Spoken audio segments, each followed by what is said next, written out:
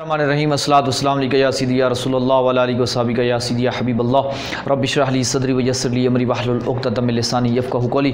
عزیز طلباء کرام، جامعہ نظام مصطفیٰ صلی اللہ علیہ وسلم کی آن لائن کلاسز سے ایک بار پھر حاضر ہیں۔ ہم نامیر پڑھے تھے اور نامیر کے اندر ہم حروف عاملہ کو پڑھ رہے تھے، اور حروف عاملہ ہم نے پڑھے تھے کہ وہ 5 ہیں جو اپنے بعد والے پر عمل کرتے ہیں، اور میں نے یہ بتایا تھا کہ وہ حروف عاملہ جو اپنے بعد عمل کرتے ہیں لیکن ان کے بعد اسم آتا ہے، تو ہم نے وہ 5 پڑھے۔ ابھی کچھ حروف کی 2 قسمیں باقی ہیں، یہ بھی حروف عاملہ ہوتے ہیں لیکن یہ داخل ہوتے ہیں فعل پہ اور فعل مضارع پہ۔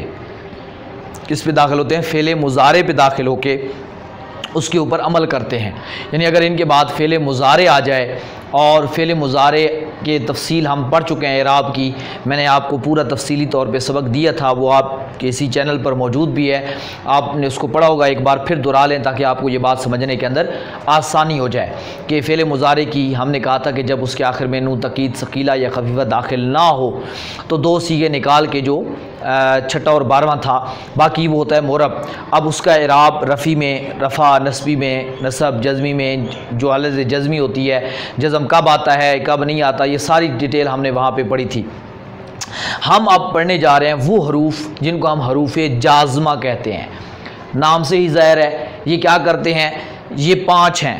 ایک ہے لم، لما، لام امر، لا نہیں، ان شرطیہ۔ ان میں سے اکثر چیزوں کو تو ہم نے پڑھا ہوا ہے، میں صرف اشارہ کروں گا تاکہ وہ چیزیں آپ کو خود ذہن نشین ہونی چاہیے، اور اگر نہ بھی یاد ہو تو میں رہنمائی کر دیتا ہوں کہ آپ صرف بائی میں جا کے ان کو دیکھ سکتے ہیں۔ لم، لما، لم جو ہے آپ کو یاد ہوگا، اس کو ہم نفی جہد کہتے ہیں۔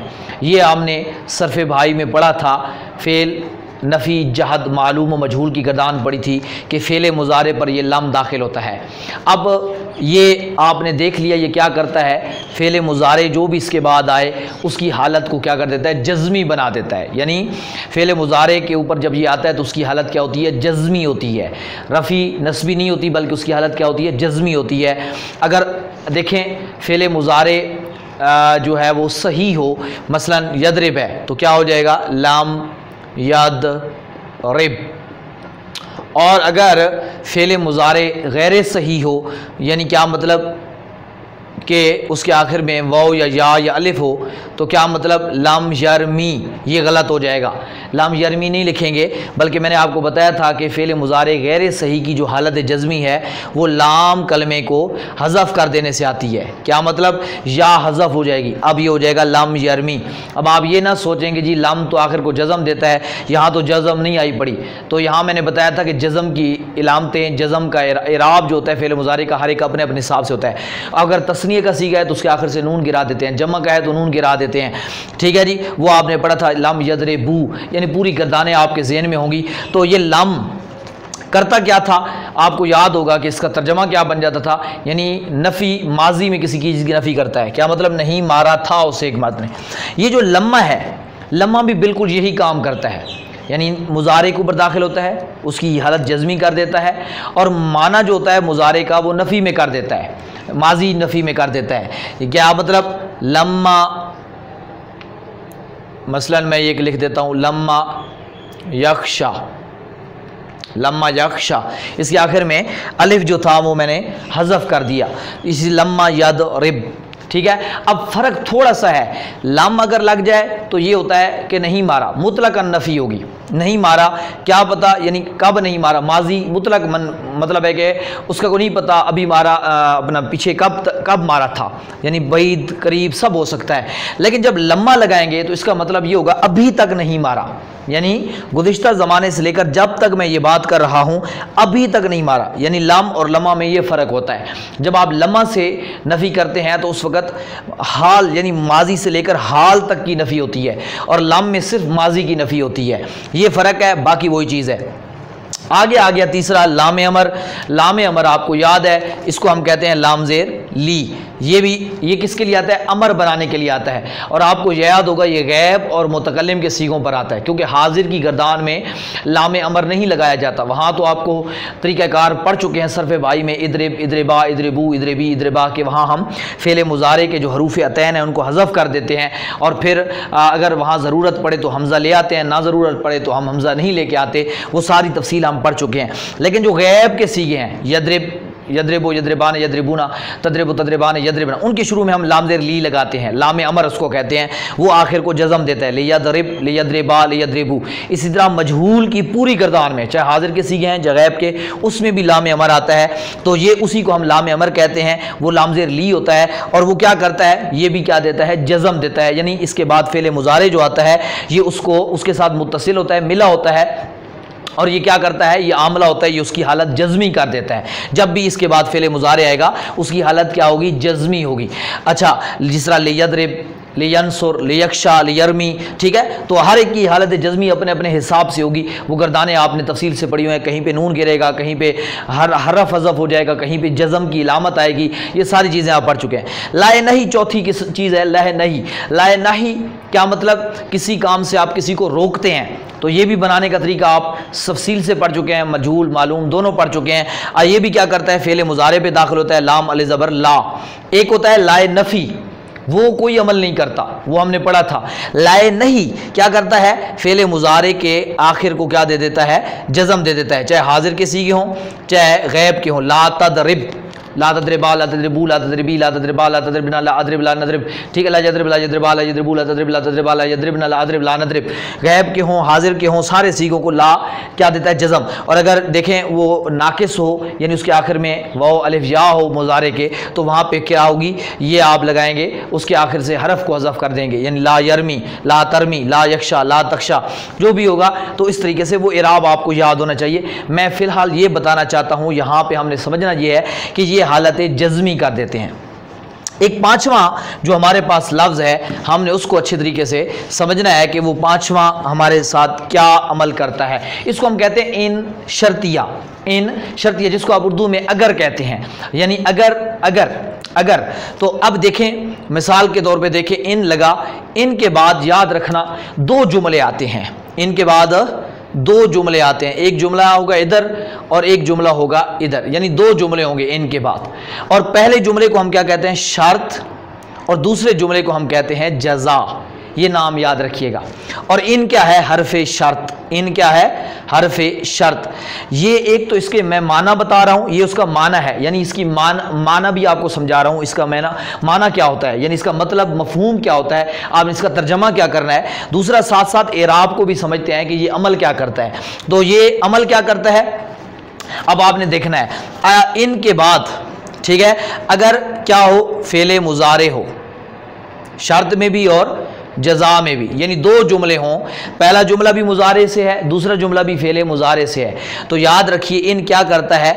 इन उस वक़्त दोनों को जज़म देना वाजिब है, यानी दोनों को हालत जज़मी में कर देता है।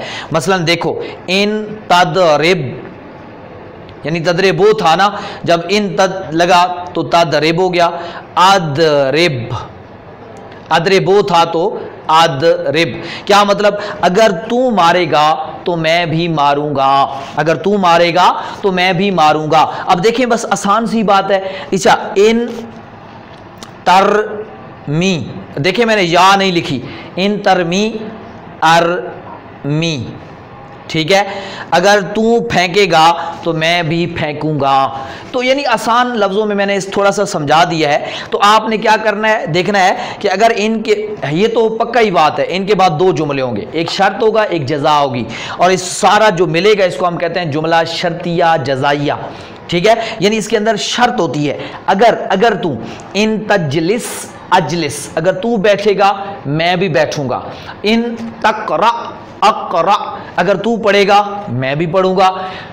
समझ आ गई? तो ये इन शर्त, यानी अगर इसके दोनों जगह पे फ़ेल मुज़ारे आए तो फिर आपने क्या करना है? ये इसको क्या देता है? जज़म देता है। लेकिन अब थोड़ा सा एक चीज़ और समझ लीजिए, वो ये है, अगर जो है वो फ़ेल, जो इन हरफ़े शर्त के बाद जो शर्त है, یعنی جو شرط ہے اس کے اندر اگر کیا آ جائے جملہ فعل اپنا ادھر فعل ماضی آ جائے، ادھر فعل ماضی آ جائے اور ادھر بھی فعل ماضی آ جائے، تو پھر یہاں پہ کیونکہ فعل ماضی مبنی ہوتا ہے تو ان پہ کوئی عمل نہیں کر سکے گا، کیونکہ مبنی یعنی ان کا اعراب یہاں پہ جزم کیا ہوگی، حکماً جزم ہوگی، حقیقتاً یہاں لفظاً کیونکہ اعراب مبنی ہے تو مبنی پر اعراب تو تبدیل نہیں ہوتا۔ مثلا دیکھیں اگر تم یہ کہو ان ضربتا ضربتو، اس کا ترجمہ وہی بنے گا اگر تو مارے گا تو میں بھی ماروں گا، ان جلستا جلستو، ان قعدتا قعدتو، اگر تو بیٹھے گا میں بھی بیٹھوں،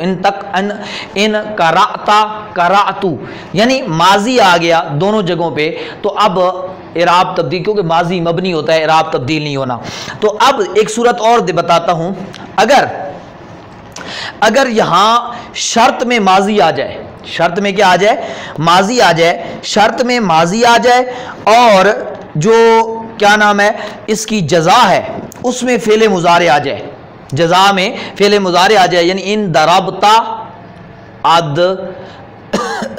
رب، اس کو آپ جزم بھی دے سکتے ہیں، یعنی اگر شرط میں ماضی ہو اور جزا میں فعل مضارع ہو، ماضی نہ ہو بلکہ کیا ہو فعل مضارع ہو، یہ ٹھیک ہے۔ تو اب آپ کے پاس دو اختیار ہے، جزم دو یعنی اس کی حالت جزمی کر دو، یا اس کی جزمی حالت نہ کرو وہی رفع رہنے دو، دونوں جائز ہیں، یعنی یہاں دونوں پوزیشنیں جائز ہیں جب شرط میں ماضی ہو، جب شرط میں، اگر شرط میں جزا میں دونوں جگہ مضارع ہے تو پھر تو دونوں کو آپ نے جزم دینی ہے، اگر دونوں جگہ ماضی ہے تو پھر تو وہ مبنی ہے، اس کا اعراب تبدیلی نہیں ہونا، اگر شرط میں ماضی ہے اور جزا میں مضارع ہے تو آپ کے پاس کیا اختیار ہے کہ آپ نے کیا کرنا ہے، اس کو حالت جزمی بھی پڑھ سکتے ہیں اور رفع میں بھی پڑھ سکتے ہیں، مطلب ان ضربتا اضرب پڑھیں، ان اگر تو مارے گا تو میں بھی ماروں گا، یا ان ضربتا اضربو پڑھیں، دونوں طرح سے جائز ہے، یہ اعراب اچھی طرح سے آپ اپنے ذہن کے اندر رکھ لیں۔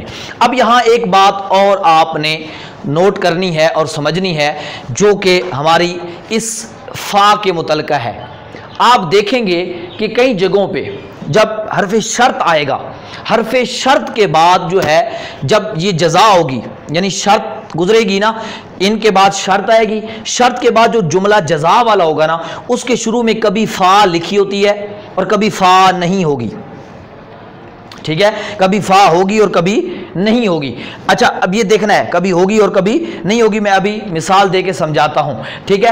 اب آپ نے اپنے ذہن میں رکھنا ہے کہ کب جزا کے شروع، جملہ جو ہوگا جزا میں اس کے شروع میں آپ نے کب فا لگانی ہے اور کب فا نہیں لگانی، یہ دونوں چیزیں اچھی طرح سے آپ نے نوٹ کر لینی ہے کہ یعنی جس طرح میں نے ابھی پڑھا نا ان تضرب اضرب، ان تجلس اجلس، اب دیکھیں میں جزا کے شروع میں فا نہیں لگا رہا، یعنی میں یہ نہیں کہہ رہا ان تجلس فجلس، بلکہ کیا کہہ رہا ہوں ان تجلس، ٹھیک ہے جی، اجلس، اگر تو بیٹھے گا میں بھی بیٹھوں گا، یہاں جو جزم ہے وہ ان کی وجہ سے ہے، ٹھیک ہے، یہ امر نہیں ہے، یہ ان کی وجہ سے ہے۔ تو اب بعض اوقات جو ہے جزا کے شروع میں فا آئے گی، کب آئے گی میں بتا دیتا ہوں، جب جو شرط کی جزا ہے نا وہ پورا جملہ اسمیہ ہو، کیا ہو بھائی، یعنی جب شرط فعل مضارع ہوگی، ٹھیک ہے جی، یا مطلب ماضی ہو جو بھی ہو، لیکن جزا جو ہے وہ پورا جملہ اسمیہ بن رہی ہو تو اس کے شروع میں آپ نے کیا لگانا ہے، فا لگانا ہے۔ اس کی مثال قرآن مجید سے دے دیتا ہوں، مثلا قرآن مجید میں ہے فَإِنْ انتہوا، یہ میں ابھی کھل کے لکھ رہا ہوں، ٹھیک ہے جی، تو اس کو ملا کے پڑھتے ہیں فَإِنْ انتہوا، اب یہاں پہ یہ ہو گئی شرط، ٹھیک ہے، یہ حرف شرط، یہ شرط ہو گئی، اگر ٹھیک ہے جی وہ رک جائیں تو کیا ہے، فَإِنَّ اللَّهَ غَفُورٌ رَحِيمٌ، غفور رحیم، ٹھیک ہے۔ تو اب دیکھیں یہ جملہ اسمیہ ہے، انّا سے شروع ہو رہا ہے، ان اللہ غفور رحیم، یہ جملہ اسمیہ ہے تو اس کے شروع میں تاکید بھی لگی، تو اس لیے اس کے شروع میں فا لگائی ہے۔ اب ہم نے ان اللہ غفور رحیم نہیں پڑھا بلکہ پڑھا ہے فإن اللہ غفور رحیم، یعنی بعض اوقات جملے کی جو شرط کی جزا ہوگی وہ پورا جملہ اسمیہ بھی آ سکتی ہے، کیا آ سکتی ہے؟ فعلیہ نہیں ہوگی بلکہ کیا ہوگی؟ جملہ اسمیہ ہوگی۔ اب یعنی بات اور ہو گئی ہے کہ فعلیہ نہیں ہے، یعنی پہلے تو ہم پڑھے تھے نا فعلیہ ہے یعنی جزا، چاہے فعل مضارع ہے یا فعل ماضی ہے، تو وہ اس کی ڈیٹیل میں نے پڑھا دی۔ اب میں بتا رہا ہوں کہ اگر جملے کی جزا جو ہے، شرط کی جزا جو ہے وہ جملہ اسمیہ ہو تو اس کے شروع میں آپ نے کیا لگانا ہے؟ فا لگانا ہے۔ اسی طریقے سے اگر شرط کی جزا فعل امر ہو، کیا ہو؟ فعل امر ہو، تو اس وقت بھی اس کے شروع میں آپ نے فا کو لگانا ہے۔ مثلا آپ نے کیا کرنا ہے؟ ان جانہو، قرآن مجید فرماتا ہے وَإِن جانہو لِلسَّلْمِ، ٹھیک ہے، یہ دیکھیں لِلسَّلْمِ، ان جانہو لِلسَّلْمِ، یہ ہو گئی شرط۔ اب جزا آ رہی ہے، جزا کیا ہے؟ فَجْنَ لَهَا، فَجْنَحْ لَهَا، ٹھیک ہے جی۔ تو دیکھیں اب اجنہ تھا نا، ملا کے پڑھ رہے ہیں فجنہ، تو اجنہ امر تھا تو اس کے شروع میں بھی کیا لگا؟ فا لگا۔ جملہ یعنی امر بھی جزا، جملہ امر والا جزا بنے، یعنی جملہ فعلیہ جزا ہو لیکن فعلیہ کون سا ہو؟ امر سے ہو، تو اس وقت بھی اس کے شروع میں کیا لگانی ہے؟ فا لگانی ہے۔ اسی طرح اگر نہیں ہو تو بھی آپ نے فا لگانی ہے، ٹھیک ہے جی۔ میں کہتا ہوں ان جاء زید، اگر زید آئے، ٹھیک ہے جی، تو کیا میں کہتا ہوں؟ فلا تہنہ، تو اس کی توہین نہ کرنا، اس کی بے عزتی نہ کرنا۔ تو اب لا تہن نہیں تھا تو میں نے کیا کہا؟ فلا تہنہ، تو یعنی اس کے شروع میں بھی فا لگتا ہے۔ اسی طریقے سے اگر جملے کی شرط فعل ماضی ہو، جملہ فعلیہ ہو اور فعل ماضی سے جملہ ہو پورا اور فعل ماضی سے سٹارٹ ہو اور اس کے شروع میں قد بھی لگا ہو تو اس وقت بھی فا لگتے ہیں، فقط، ٹھیک ہے جی۔ وَإِن يَعُودُوا فَقَدْ مَدَتْ سُنَّتُ الْأَوَّلِينَ، وَإِن يَعُودُوا فَقَدْ مَدَتْ سُنَّتُ الْأَوَّلِينَ، تو یہ دیکھیں یہ بھی ہو سکتا ہے۔ اچھا، فعل مضارع کے شروع میں سوفا لگا ہو تو بھی وہاں پر بھی کیا آتا ہے؟ اس کو بھی اس کے شروع میں بھی فا لگاتے ہیں۔ ان خفتم عیلۃ فسوف یغنیکم اللہ، ٹھیک ہے جی۔ تو اب یہاں چند جگہیں تھیں جو میں نے آپ کو بتا دیں کہ یہاں پر آپ نے شرط کی جزا میں یہ چیزیں آئیں تو اس کے شروع میں آپ نے فا بھی لگانا ہے، جملہ اسمیہ ہو، امر ہو، نہیں ہو، ٹھیک ہے جی۔ اسی طریقے سے دعا ہو، دعا التجا کے معنی میں ہو، ٹھیک ہے جی، یا جو میں نے ابھی بتایا کہ اپنا ماضی ہے اور تو اس وقت بھی فقد لگتا ہے، فقد مدد، تو قد سے شروع یعنی قد مادت لگا ہوا ہے تو فا لگ رہا۔ تو اسی طریقے سے سوفا فعل مضارع ہو اگر اور اس کے شروع میں سوفا لگا ہوا ہو، فعل مضارع ہو اور اس کے شروع میں سوفا لگا ہو تو وَإِن خفتم عیلۃ، ٹھیک ہے جی، فسوف یغنیکم اللہ، تو اب یہاں دیکھیں وہ فسوف پڑھا گیا ہے، لیکن جب مضارع جزا میں آ رہا ہو اس کے شروع میں سین یا سوفا نہ ہو، ٹھیک ہے جی، یا لن تاکید والا لگا ہوا نہ ہو تو اس وقت اس کے شروع میں فا نہیں لگاتے۔ ان تدرب، ادرب، تجلس، اجلس، اس طریقے سے ہم پڑھ لیتے ہیں۔ تو ان کی اچھے طریقے سے پریکٹس کریں، ان کو سمجھیں، اور جو مشق آپ کو دی جاتی ہے آپ کو گروپس کے اندر، اس مشق کو ضرور حل کریں۔ اس کے ذریعے آپ کو پتہ چلے گا کہ مجھے سبق کی صحیح سمجھ آئی ہے یا نہیں آئی ہے، میں اس کا استعمال ٹھیک کر پایا ہوں یا نہیں کر پایا۔ اس کی ترکیب بہت زیادہ آسان ہے، اس کی ترکیب کوئی مشکل نہیں ہے، کیونکہ جو اس کو جوڑنا یعنی جملہ کس طرح بنے گا جب ان حرف شرط ہو جائے گا اور یہ فعل فاعل، یعنی اگر مثلا تدرب ہے تو آپ کہیں گے تدرب جو ہے نا فعل مضارع ہے، انتا اس کے اندر فاعل ہے اور ادرب فعل، آنا فاعل، یہ جملہ فعلیہ خبری ہو کر شرط ہے، وہ فعلی خبری ہو کر جزا ہے، شرط اور جزا مل کے جملہ شرطیہ جزائیہ ہو جائے گا۔ یہ بہت آسان ہے، یعنی اس کی شرطیہ جزائیہ پورا جملہ بنے گا۔ اور جو اس طریقے سے لم سے بنا ہے، لم یضرب، تو یہ ساری انشاءاللہ آپ کو مشق دی جائے گی، اس کو آپ اچھے طریقے سے حل کرنے کی کوشش کریں گے تو انشاءاللہ آپ کو زیادہ فائدہ ہونے والا ہے۔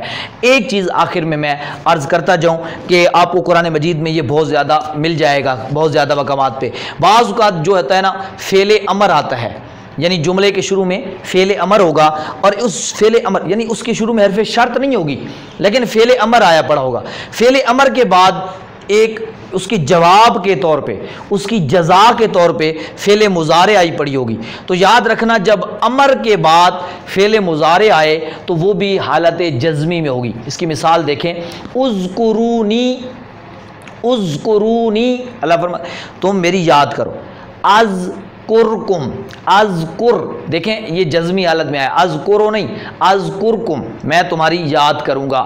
اسی طریقے سے اور اگر مثال لینا چاہیں، ادعو لنا، موسیٰ علیہ السلام کی قوم نے کہا ادعو لنا، ادعو لنا دعا کیجیے ہمارے لیے، پوچھیے ہمارے لیے ربک اپنے رب سے، یخرج لنا مانگیے اپنے رب سے ہمارے لیے، یخرج، یخرج دیکھیں امر کے بعد فعل مضارع ہے تو یخرج حالت جزمی میں پڑا گیا۔ اس طرح اوفو، اوفی بعہدکم، اوفو پورا کرو، اوفی، اب اوفی کے نیچے یا نہیں ہے کیونکہ یہ ناقص ہے تو اس کی حالت جزمی یا کو حذف کر دینے کے ذریعے ہوگی، تو یہ آپ نے پوائنٹ بھی اپنے ذہن میں رکھنا ہے اور قرآن مجید کی تلاوت کرتے وقت ان مقامات کی نشاندہی بھی کرنی ہے اور ان کو سمجھنا بھی ہے کہ اس صورت میں بھی فعل مضارع حالت جزمی میں ہوتا ہے۔ تو یہ فعل مضارع کی حالت جزمی بنانے والی صورتیں تھیں، سمجھیں، پریکٹس کریں، ہر سبق کو 2 سے 3 بار ضرور دہرایا کریں۔ کوئی چیز سمجھ نہ آئے تو واٹس اپ نمبر شو رہا ہے یا یہاں یوٹیوب پر بھی سوال کر سکتے ہیں۔ جو لوگ نئے آتے ہیں ان سے گزارش کرتا ہوں کہ آپ کو تب تک ہمارے سبقوں کا زیادہ فائدہ نہیں ہونا جب تک آپ ترتیب سے پورا پیچھے پڑھ کے نہیں آئیں گے۔ الحمدللہ رب العالمین اجمعین برحمتک یا ارحم الراحمین۔